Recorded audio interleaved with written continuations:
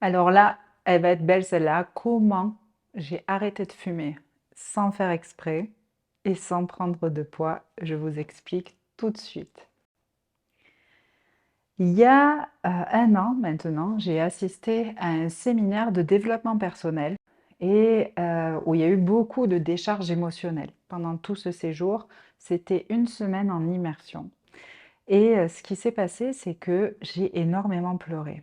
Et j'ai un tempérament, je me suis grandie, je me suis construite comme ça, où justement j'ai du mal à exprimer mes émotions, où c'est compliqué pour moi de pleurer et de lâcher prise par rapport à la tristesse ou la colère ressentie qui a besoin de sortir avec des larmes.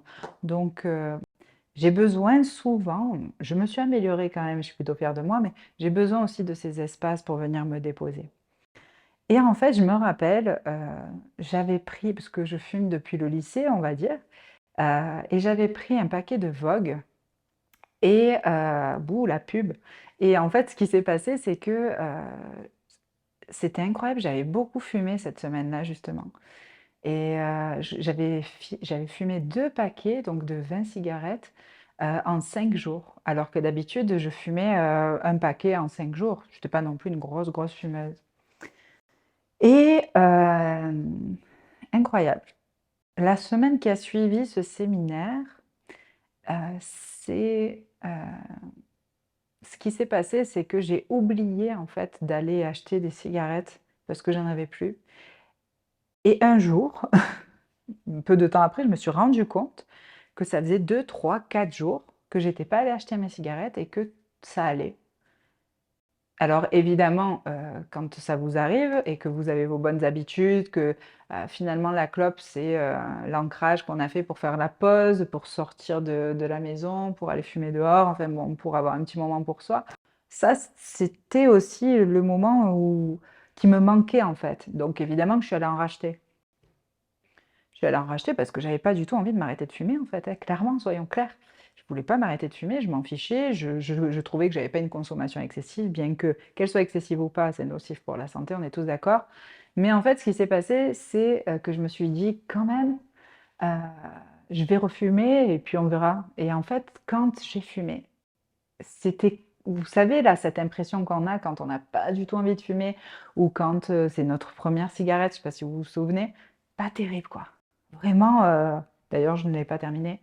Et d'ailleurs, c'est très rare, à part aux apéros, que je refume parce que ça m'a écœurée.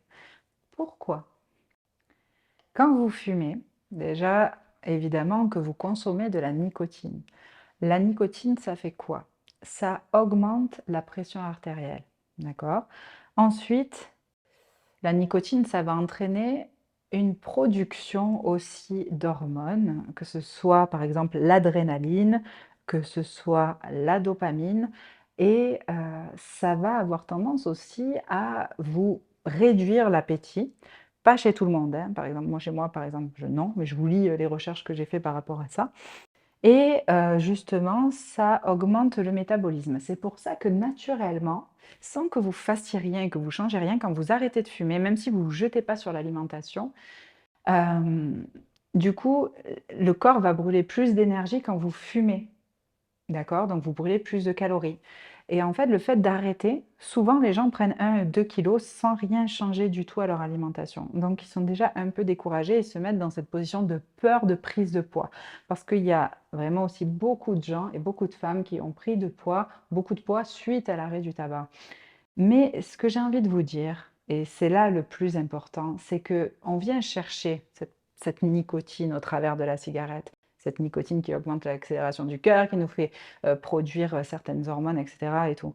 Mais euh, ça, on peut l'avoir de manière naturelle. Et par exemple, ce stage en développement personnel pour moi, ça a été la goutte d'eau qui a fait déborder le vase. Parce que j'étais prête, parce que physiologiquement j'étais prête, parce que je me suis préparée, j'ai pris soin de mon intérieur pendant longtemps, j'ai pris soin de mon intérieur pendant des années. Et là, c'était enfin le moment où mon corps m'a dit, Marine, l'adrénaline, la dopamine, enfin, tout ce qu'il faut et ce qu'il y a de bon pour toi, c'est bon, je peux le produire seul. Donc c'est très important et je vous conseille vivement de suivre soit une thérapie, soit vous faire coacher pendant l'arrêt de la cigarette pour justement connecter à votre potentiel et votre puissance à l'intérieur de vous. Et grâce à ça, en reconnectant à ça, ce besoin en nicotine, il sera moindre. Il sera, en tout cas, ce besoin de consommer une cigarette, il disparaîtra parce que vous serez connecté à votre puissance intérieure, vous aurez repris votre pouvoir et la cigarette, vous pourrez lui dire adieu de cette manière. Vive le développement personnel. Grâce à lui, vous pouvez arrêter de fumer et sans prendre de poids.